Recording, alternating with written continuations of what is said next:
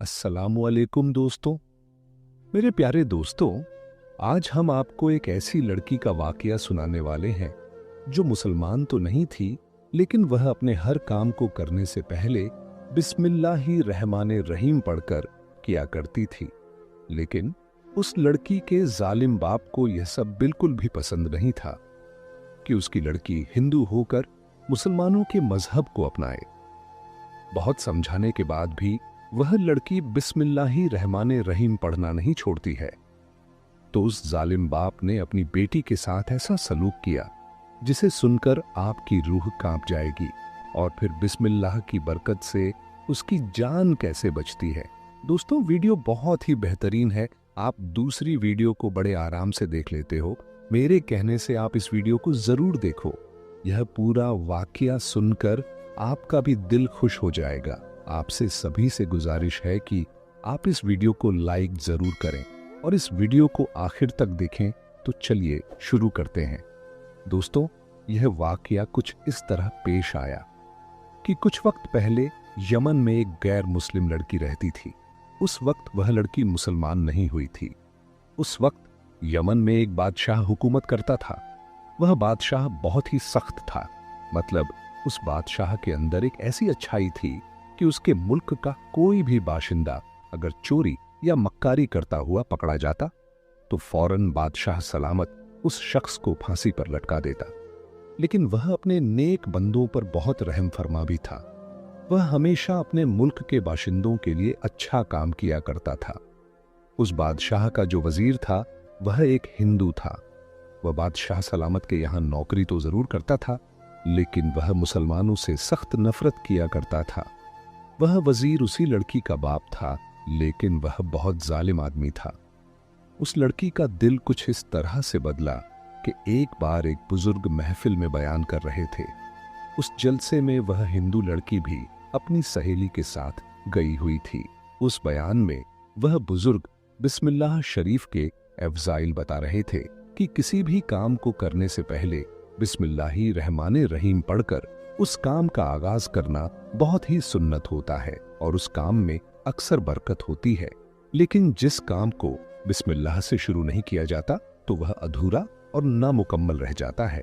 और साथ ही साथ उन्होंने यह भी कहा कि हर नेक और जायज काम बिस्मिल्लाह पढ़कर शुरू करना चाहिए। और अगर किसी एक शख्स ने बिस्मिल्लाहि रहमाने रहीम को बहुत ही अच्छे तरीके से, दिल की गहराई से, सच्ची नीयत से और ईमानदारी के साथ पढ़ा तो उसकी बख्शिश होगी और अल्लाह पाक उसको ऊंचा मुकाम देंगे और उसके गुनाहों को भी अल्लाह तबारक ताला कम कर देगा। जब उन बुजुर्ग की बात उस हिंदू लड़की ने सुनी तो उसके दिल में अचानक ईमान जाग गया और उसने मन ही मन बिस्मिल्लाहि रहमाने रहीम को पढ़ना शुरू कर दिया। अगले दिन जब उस लड़की को जॉब के लिए एक कंपनी में इंटरव्यू देना था, जब वह इंटरव्यू देने गई तो इंटरव्यूअर के सामने बैठने से पहले बिस्मिल्लाहि रहमाने रहीम का जिक्र किया और अल्लाह का ऐसा करिश्मा हुआ कि जिस लड़की को पिछले 10 इंटरव्यूअर ने रिजेक्ट कर दिया था, वह अब बिस्मिल्लाह के फजल से एक मल्टीनेशनल कंपनी में शामिल हो गई और अब वह इस्लाम की मोहब्बत में डूबती चली जा रही थी। जब वह लड़की उस कंपनी में इंटरव्यू देने के बाद घर वापस आई तो उस लड़की ने चलते फिरते, उठते बैठते, सोते जागते हर वक्त बिस्मिल्लाहि रहमाने रहीम का जिक्र करती रहती। यहां तक जब वह खाना खाने बैठती तब भी बिस्मिल्लाह का जिक्र करती, फिर खाना खाती। एक दिन वह अपने बाप के साथ खाना खाने बैठी तो उसके बाप ने उसको बिस्मिल्लाहि रहमाने रहीम बोलते हुए सुन लिया। फिर क्या था, एक जोर का तमाचा उसने लड़की को दे मारा, क्योंकि उसके बाप को इस्लाम से सख्त नफरत थी। लेकिन उस लड़की ने बिस्मिल्लाह का जिक्र करना नहीं छोड़ा। जब उसके बाप ने देखा कि उसकी बेटी अब भी बिस्मिल्लाहि रहमाने रहीम पढ़ रही है तो उसने उसका विरोध किया और गुस्से से आग बबूला हो उठा, क्योंकि वह लड़की हर वक्त हर अच्छे काम से पहले बिस्मिल्लाहि रहमाने रहीम पढ़ती जाती और बहुत खुश होती थी और यह भी कहती थी कि इसके जिक्र से मेरे दिल में ईमान जाग रहा है और मुझे ऐसा लग रहा है कि मेरा हर काम बन जाता है। जब यह बात उसके बाप ने दोबारा सुनी तो वह और ज्यादा नाराज हुआ। उसने सोच लिया कि अब मैं इसको कहीं बाहर नहीं जाने दूंगा, अब यह मारपीट से ही सही होगी, क्योंकि अब यह मेरे समझाने से नहीं मानने वाली। उस जालिम आदमी ने अपनी बेटी को बांधकर बहुत मारता और उसे कमरे में बंद कर देता था।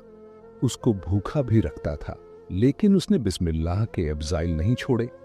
उस लड़की के पास बहुत सारे कबूतर थे, चुनांचे उसका बाप बादशाह का वजीर था, तो उसी के महल में वह लड़की भी रहती थी। वह जब भी कमरे में होती थी तो उन कबूतरों को बिस्मिल्लाही रहमाने रहीम पढ़ना सिखाती थी। वह सारे कबूतर उसके अच्छे दोस्त बन गए थे और उसकी खिड़की के पास ही उन कबूतरों का घोंसला था। बाप ने जब सारे तरीके अपना लिए, फिर भी उसकी लड़की ने बिस्मिल्लाह के अफ़ज़ाइल नहीं छोड़े। अब वह सोचने लगा कि मैं अपनी बेटी को मार डालूंगा, वह सुधरने वाली नहीं है। इसके बाद जालिम बाप ने एक प्रोजेक्ट तैयार किया। बादशाह के पास एक हीरे की अंगूठी थी जो किसी और के पास नहीं थी। वह अंगूठी उसकी पोती की थी। बादशाह उस अंगूठी को बहुत संभाल कर रखता था और जान से भी ज्यादा उस अंगूठी को प्यार करता था। एक बार बादशाह सो रहा था और अंगूठी उसके सिरहाने रखी हुई थी। यादव यानी उस लड़की का बाप चुपके चुपके कमरे में आया और वह अंगूठी उठाकर वहां से चला गया। उसने सोचा, लड़की को दूंगा तो बादशाह को बता देगी कि यह अंगूठी मेरे बाप ने मुझे दी है। अब उसने सोचा कि मैं क्या करूं। अगले पल वह बेटी के कमरे में आया। उस वक्त वह कमरे में मौजूद नहीं थी। बाप उधर देखने लगा। उसने सोचा कि यह जो कबूतरों का घोंसला है, इसके अंदर मैं अंगूठी छुपा देता हूं और सिपाहियों से कहूंगा कि इसके घोंसलों को भी चेक कर लो, हो सकता है इसमें अंगूठी मौजूद हो। उस जालिम शख्स ने साजिश तो बहुत अच्छी तैयार की थी।